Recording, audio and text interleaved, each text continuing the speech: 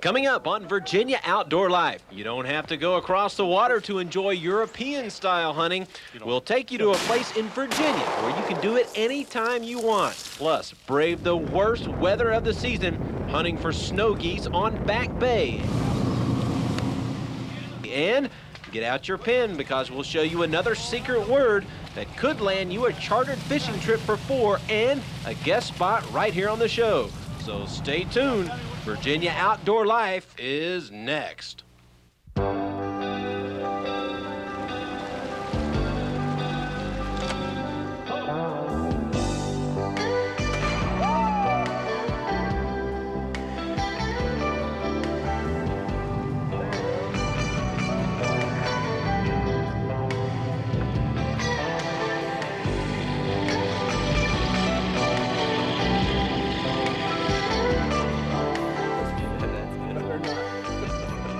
Hello and welcome to Virginia Outdoor Life for this Saturday, February the 10th. My name is Jim Hale, along with the notorious Captain Eric Burnley. Notorious, all right. My phone rang off the hook last week. Well, I wonder why. Well, everybody called up and wanted to know how come I couldn't hit anything. Dr. Wright called up and wanted to get me glasses. Well, last week you couldn't hit the lee side of a cliff. That's true. I mean, no doubt about it. In the butt with a disc as my grandfather used to say. Yeah, if you didn't see our show last week, well, Eric went out to this game reserve, this beautiful place, and he just had a hard time connecting. But you redeemed yourself this week. Oh, yes, you? I did. Yeah, I did much better, and things were looking up a little bit better this week when we moved to the English style hunt. Yeah, now this is a story from the Primland Game Reserve. That's correct. That's correct. And we've got the English style hunt this week where they have a man stands alongside of you and helps load your gun. And we took it out to Claudeville, Virginia, about 3.5 hours west of here, and we really had a good time.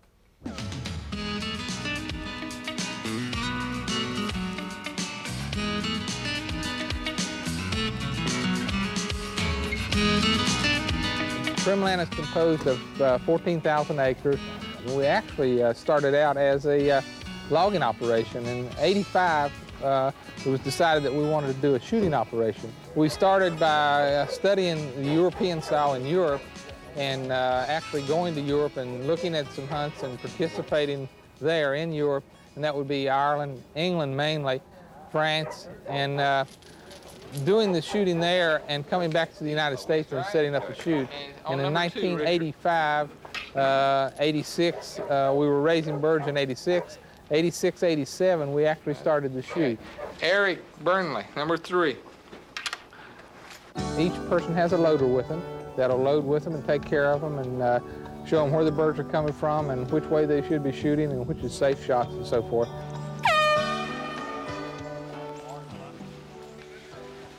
A European-style hunt is the way it would be done traditionally in Europe.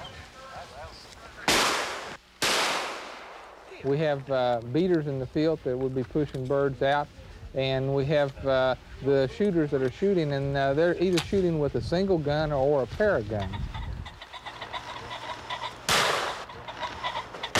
There you go. There we go. And the birds are coming over your head, which is unlike the American-style upland shooting. Right. And you can be shooting in front of you or behind you.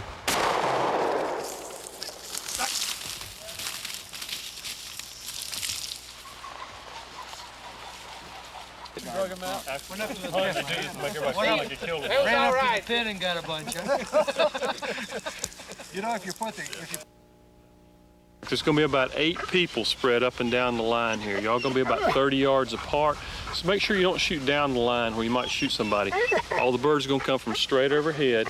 So you want to follow the bird, swing through him, and shoot as he goes overhead. The dog handlers, we're going to be back behind you. So don't turn around and shoot backwards. And we're going to pick up the birds that y'all shoot.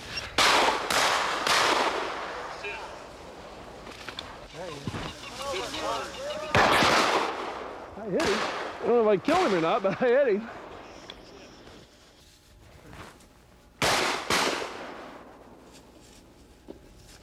Got it.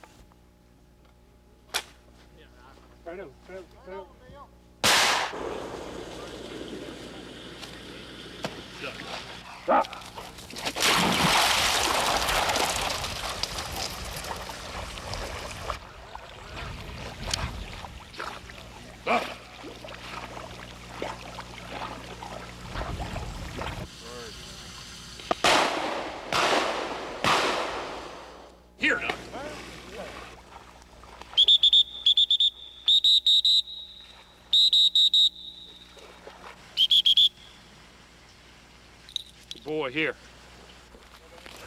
Here. Heel. Didn't miss that one.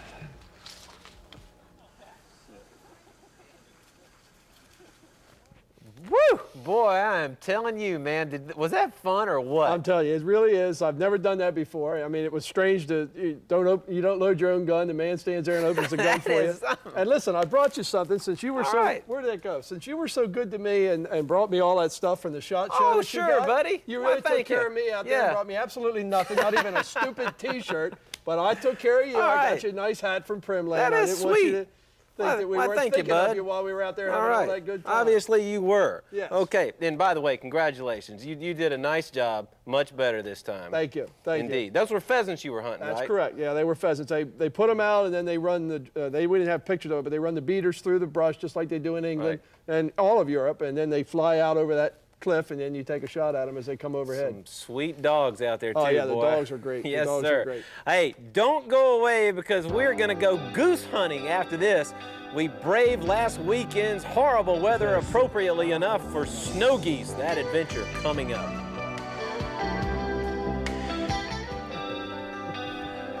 Yeah, I tell you what, while Eric was out there having some guy load up his shotgun for him every time a bird flew by. In the sunshine, warm. Oh, man. Photographer Mike Bibbo and I went out on a man's hunt. Yeah, right. Oh, yeah. Crazy, man. The most successful duck hunting season in years ended just a couple of weeks ago. The snow goose season, however, is in until the end of February. But be warned, this is not hunting for the faint of heart. As I discovered on a recent trip to Back Bay, you've got to pay your dues to get a shot at a snow goose.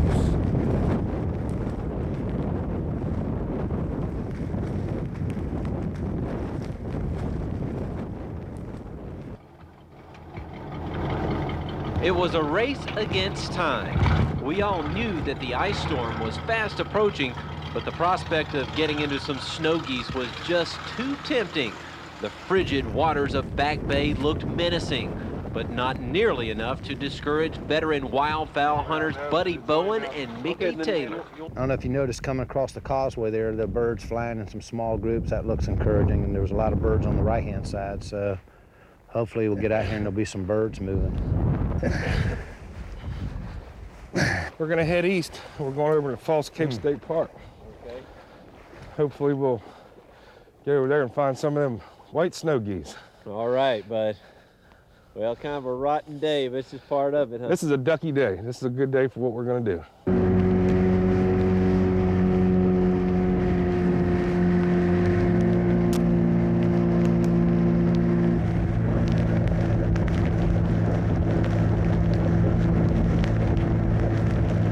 We were chilled to the bone after the boat ride, but Mickey and Buddy were undaunted as they staked out our position and began setting up the decoys. What was the strategy that you got going here?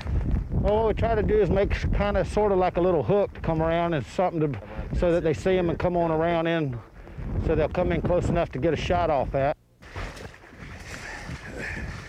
Buddy hid his boat in the marsh. Mickey and I began the process of turning our boat into a blind. Just kind of camouflaging the boat out a little bit, making us a floating blind to hunt out of, so we can have some maneuverability to get to the places where the birds are from day to day, and hopefully end up with the best hunting area you can get to for that particular time.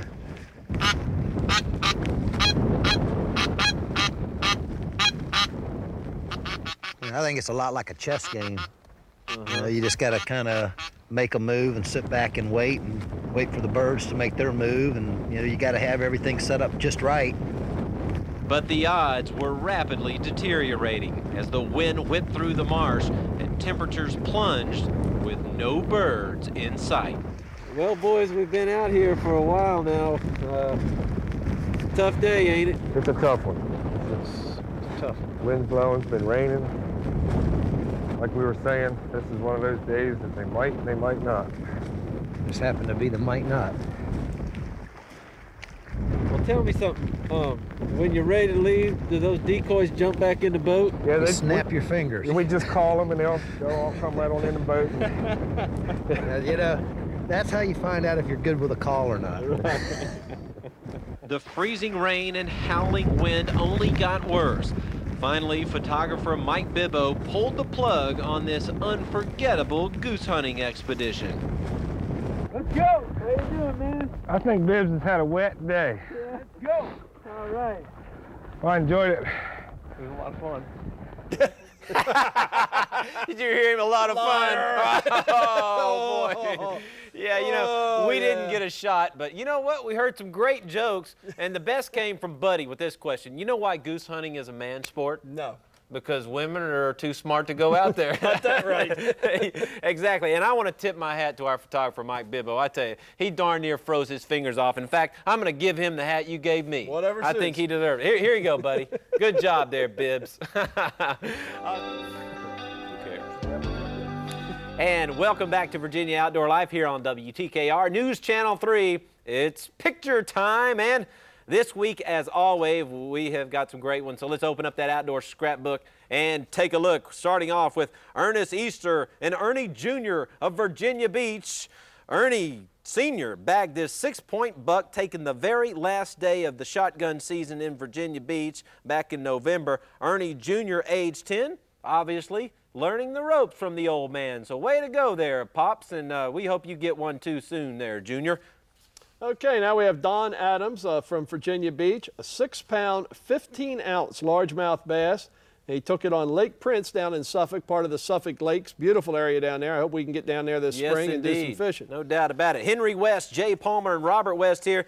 Boy, they got him a load of striped bass there, Eric. They caught him out at the 4th Island, the Chesapeake Bay Bridge Tunnel last December. We saw a lot of action out there. A lot of action in December out there. Kendall Brock from Cortland, an 8-point buck taken last season, hunting with his dad in Northampton County, North Carolina, with the Galatia Hunt Club. Galatia Hunt Club, I believe that is. Okay.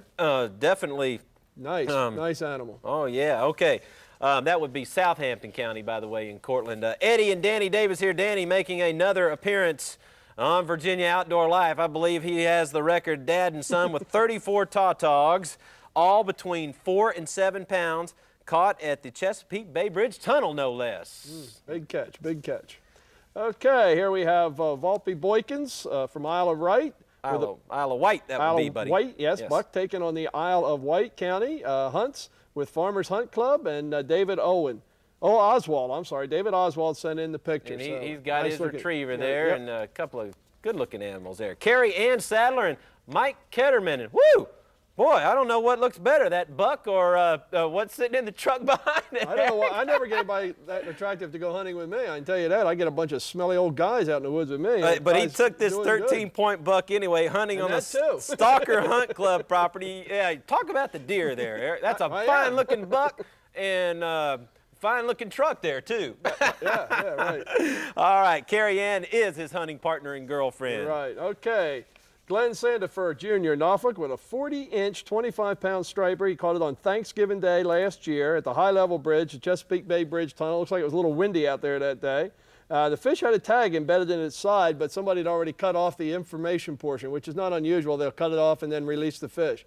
So that must have been what happened. Okay, Bob Morissette of Chesapeake with a 14-pound, 15-ounce striper. Caught along the Chesapeake Bay Bridge Tunnel. Man, it's good to see that striper action. We should get back. a lot of striper picture. Okay. Yeah. And, hey. It's Bob again. Yes. With Paul Sawicki of Chesapeake, fishing with buddy Paul and showing off a 15-pound rockfish that they caught. They seem to be real happy about that. So it doesn't say exactly where, but we assume it was somewhere around the bridge tunnel. Yeah. Turning now to outdoor news, the Atlantic States Marine Fisheries Commission held a public hearing earlier this week on the management plans for tautog and weakfish. The commission has put together a proposal on both plans, and this hearing gave fishermen a chance to let the commission know how they felt about such things as bag limit, size limit, and the length of the fishing season. It's packed house, as you can see at Lake Wright for the hearing. Lots of people wanted to put their 2 cents in, and my buddy here, the Captain Burnley, never hesitates to put his 2 cents in. No, well, I don't speak out at public hearings usually unless it's like striped bass or something. But yeah, it was a real good hearing. A lot of folks turned out. I was really, really happy to see a lot of folks out there. It looks like we're probably going to see a management plan within the next year or so on both species.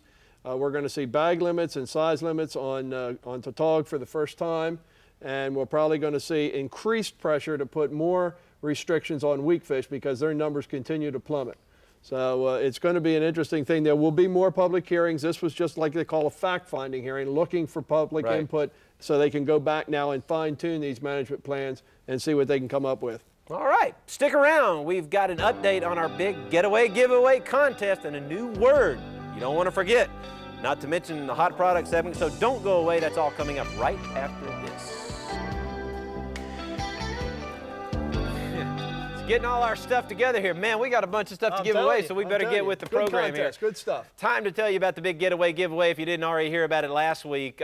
Thus far, the response has been incredible, and it's obvious why. We're giving away a charter fishing trip aboard the Tuna Duck out of Hatteras, North Carolina. The winner and 3 of his or her friends will stay at the Comfort Inn down in Buxton. Then we'll take you down to Hatteras, where you will board Jerry Shepherd's Tuna Duck and head out for an incredible day of fishing. Eric and our cameraman Mike Bibbo are coming along, and we're going to do a story on you and put you on the show here. You're also going to get a custom rod and reel from Lighthouse Tackle in Norfolk. That is the first prize. We've got a great second prize for you here, a Mossy Oak hat. Mossy Oak has delivered all these things in a complete Mossy Oak hunting outfit, including a really nice shirt and a coveralls, all camoed out. Mossy Oak's new camo design.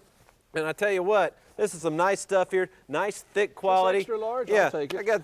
Yeah, it is. There's the top end of it.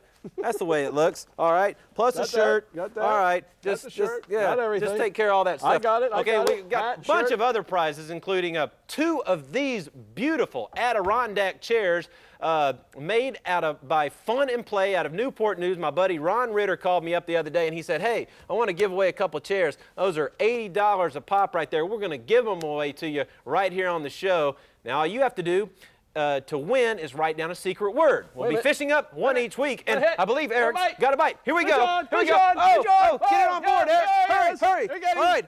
Whew. Okay. There it is. Can you see it? Trout. And right now it's time to have our hot product giveaway. This is our regular. This is a great item right here. When I was down at the SHOT Show in Dallas, I met this man who invents this stuff. He invented this. It's called Nature's Fire. There it is. And it is selling like hotcakes all over the country. If you camp or just like to grill out, you're going to love it. It's a 12-pack of charcoal starters from Nature's Fire. Just stack the briquettes on top of your charcoal and let it go. Light it up in about 12 minutes. You'll have glowing hot coals ready to cook on. We're going to give you a 12-pack of that stuff. And we're going to take our Evans box here. We got all kind of cool stuff out here now. There's the number to call, and Eric's going to pick a winner. Just grab one of them there, bud. I got one. All right. Wayne Corbett of Zunai. So before we go, let's take a look at what's coming up next week. Yes, we're going to go down to Grady White Plant and take a look at that and see how you make boats. And what else are we going to do? And well, what we're going to do, it's time for us to, there's the trip to Grady. Really interesting. Well, the boat show starts next week on the 17th, so that's why we're running the Grady White, making the boat thing in conjunction with the boat show. Now it's time for us to blast out of here. We're going to take you back out to the Primland Game Reserve. Until then, we'll see you next week. Y'all take them easy.